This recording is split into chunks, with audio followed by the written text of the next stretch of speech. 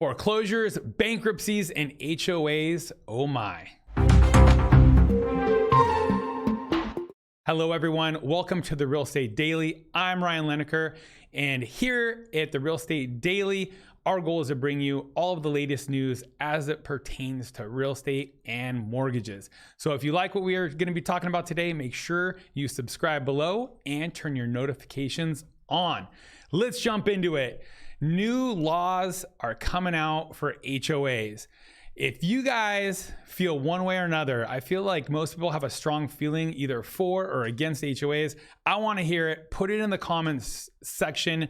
Are you one of those that you want to live in a house or a townhouse or a condo that has an HOA so you don't have your neighbors, parking their cars on blocks and painting their house pink? Or are you one of those people that wants to be left alone and not have anybody have rules over your life? Let's check out what these new laws are though. There's actually 3 changes in California law coming down the pipe. One of them is a free speech statute for HOAs. So now people can post their true thoughts on social media without fear of backlash and repercussion. And it also allows people to meet and canvass and petition members and circulate information to residents as well as it pertains to the HOA. So it allows people to basically have free speech. Imagine that, So I guess prior to that, HOAs didn't allow us to have free speech. And one of the other ones is about subleasing. New CC&R rule overrides are going to be that you have the right to rent out a room in your house if you live in the residence. So if you live in your residence, you've got extra bedrooms, you can rent out those rooms as long as those rental lease terms are over 30 days. So you still can't be doing, short-term rentals as far as a blanket guarantee by the state of California. Your HOA might actually allow that as it already stands, but now statewide they cannot. All HOAs cannot forbid you from leasing out a room in your unit, in your home, anything covered by, CC&Rs, if it's for at least 30 days or longer. And on top of it, during emergencies, the HOA can't give you a violation for something that you don't have the ability to repair or remedy, and then obviously try and take your home as a way of foreclosure if you have those violations stack up and you get increased fines. So this one here is basically saying they can continue to collect dues during the time of a natural disaster or emergency, but they cannot actually go ahead and fine you for a violation that you don't have the ability to take care of. I can't believe that one even needed to be put into law, but hey, it's because some of you out there who are very anti-HOA want to make sure that they're reining in any possible what if so that they don't end up in a bad situation. So this just kind of led me to think about what we talked about during foreclosures coming up is right now, the foreclosures that we're seeing come in normally have a comorbidity. And one of those comorbidities, it's something we heard of back, in the days of a couple years ago when the flu was going around about these comorbidities. And so this one here is bankruptcies. So bankruptcy filings have increased for the 2nd straight month. And this is US wide.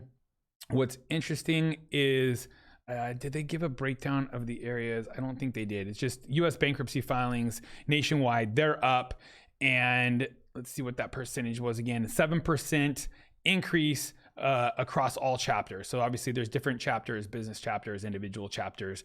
There's, just you're kind of reallocating your funds and you're going to be paying them off, debt consolidation, stuff like that. And then there's obviously, chapter 11 or whatever, where you completely wipe it. So, filings are up, and that's one of the things that leads to foreclosures. A lot of times people are behind on their mortgage payments, their business went under, maybe their side gig or whatever, maybe they're self-employed, and they have a bankruptcy, and because they have the bankruptcy and they're not making payments, it normally leads to the foreclosure event. It's kind of that stacking on. We see it where there's maybe a divorce situation, a death, things like that lead people into that foreclosure situation where otherwise they wouldn't have been in that situation. maybe they could have sold their house and pulled some of the equity out, because majority of people out there still have equity in their home, even if they've bought it in the last 2 years.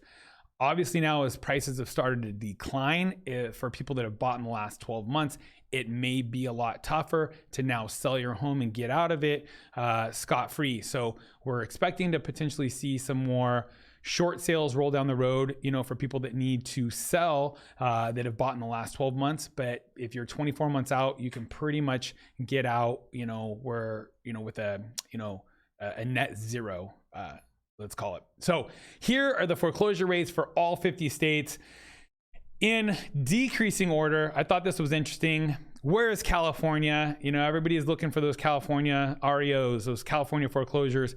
We are number 10. We are a ways down this list here. So the country's most populated state ranked 10th for highest foreclosure rate. Of its 14 million housing units, 4,200 went into foreclosure, making California's foreclosure rate 1 in every 3,400 households. The counties with the most foreclosures per unit were Lake, Trinity, Kern, Merced, and Yuba counties. So we're not seeing a lot of Southern California's counties in there. I always like to slide down that list and see where are the highest rates of foreclosure right now. Still pretty much the same. You've got Illinois, Delaware, South Carolina, and New Jersey. So what's interesting about that is it's always a trade-off, right? I mean, why let your home foreclose if you're going to go have to pay high rent somewhere? In California, we're still seeing rents increase. A lot of these other states aren't.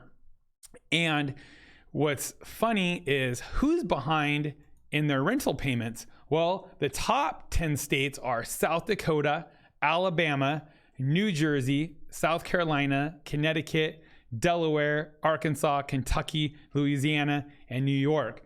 So all that I can tell from this is people in New Jersey just don't like to make their payments. That's it. South Carolina's edging them out, but South Carolina and New Jersey are just like, who doesn't want to make their payments right? So, states with the most renters behind in payments, New Jersey had 24% of renters behind in payments. And they were also number 4 with a ratio of 1 in every 15 homes going into foreclosure. You had South Carolina that was 1 in every 2,400 homes going into foreclosure, and 22% of their population does not like to pay their rent on time or is in arrears. So I found that interesting. Right now, California is still sitting pretty. You've got 2 choices. You either pay your mortgage or you pay rent. Both of them are staying elevated for the foreseeable future. And I do think that's because we've got a very strong, robust economy here and people are making good money. So thank you guys for joining us here at the Real Estate Daily. Our goal, again, is to bring you everything in the news as it pertains to mortgages and real estate. Make sure, again, you've subscribed and turned on that notification bell so you get notified when we have a new video posted. Thanks again for joining us and take care.